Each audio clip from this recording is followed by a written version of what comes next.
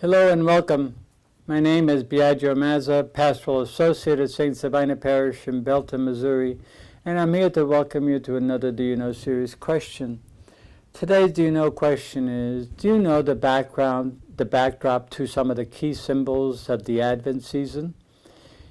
In order to understand this, it's important to remember that in the past, the Advent season was seen primarily as a season of penance and conversion.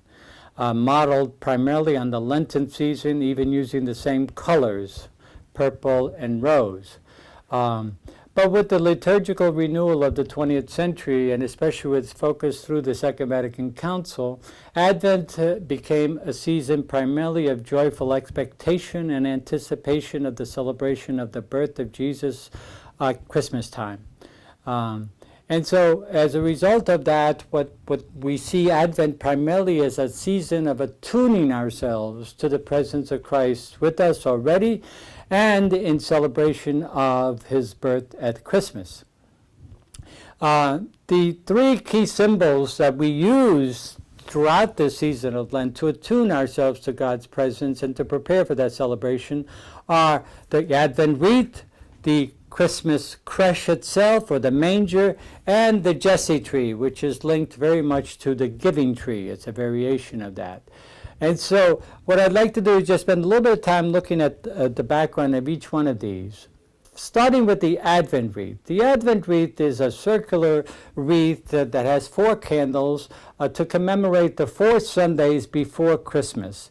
It began in Lutheran Germany in the 1500s, and it's linked very much to the Christmas tree as well, because greens were used as a symbol of life during the dark winter months, and lights and candles and fire were used to dispel the darkness of the winter months.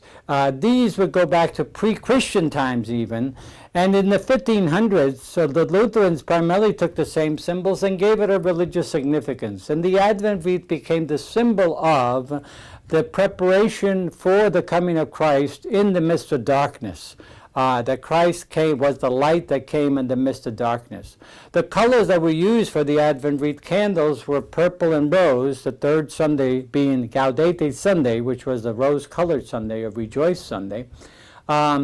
Those colors became the symbols for the 4 Sundays, and they were lit for each one of the Sundays, and the purpose of those candles was to dispel the darkness. The color wasn't as important as the light, because the light was used to dispel the darkness, and so the religious significance that it took on was that we prepared for the coming of the Messiah in spiritual darkness, with the coming of the Messiah bringing light to our darkness, and so on.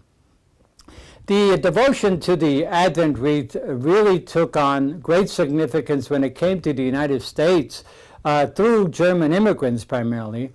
And in the 1900s, the Catholics took up the tradition from the Lutherans and popularized it through its own liturgical developments and movements, and it became a very common factor in churches and homes and Catholic schools and so on.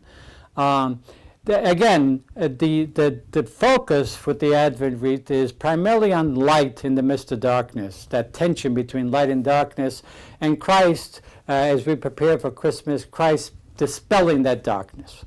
So that's primarily the background to the Advent Wreath. And let's move now to the creche, or the manger. The creche was primarily something that was established, as far as we can tell, by Francis of Assisi in the year roughly 1223. In a little town called Greccio in northern Italy, in which, in that cave, Francis, who was devoted primarily to the humility of God and the meekness of God and the poverty of God, especially expressed in the life of Jesus, wanted to show the goodness and the love of God had for us, that he would become one of us in poverty. And so he gathered people in a stable, in a cave actually, in which he presented a baby in a manger, surrounded by the shepherds, Mary and Joseph, the Magi, and all the animals. And together they celebrated the presence of Christ in our midst. That the creche tradition is very popular in many European countries, especially Italy, to this very day, even more popular than the Christmas tree. And in our own country, the manger has taken on some significance in which children can prepare by adding straw to the manger during the entire season of Advent every time they do a good deed that day. So it's become a really focal symbol also in the United States as well. But it's primarily still very popular in Europe and in Italy. And the last thing that I'd like to mention is the Jesse tree. The Jesse tree is a barren tree that actually symbolically represents the ancestral line of Jesus. So what would happen is that a barren tree would be set up, and then symbols representing the various ancestors of Jesus from his bloodline or from the faith line, such as Adam, Noah, Moses, Abraham, David, Jesse. Jesse, by the way, was the father of David. Mary and Joseph, all these would be the ancestors of Jesus. And so the Jesse tree represents the family line or the ancestral line of Jesus.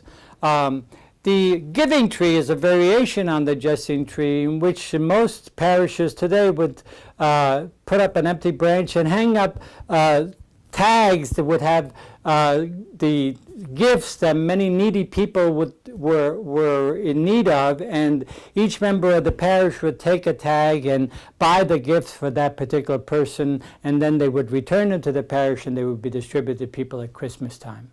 So these are just some of the 3 of the key symbols that we use during Advent to attune ourselves to the presence of Christ already in our midst, and the presence that we will celebrate in a special way at Christmas. So I hope this has helped to explain just a bit of the background of some of the key symbols of the Advent season, and I hope you will return again to More Do You Know series question to explore more of our background traditions with regards to Advent and Christmas. Thank you very much.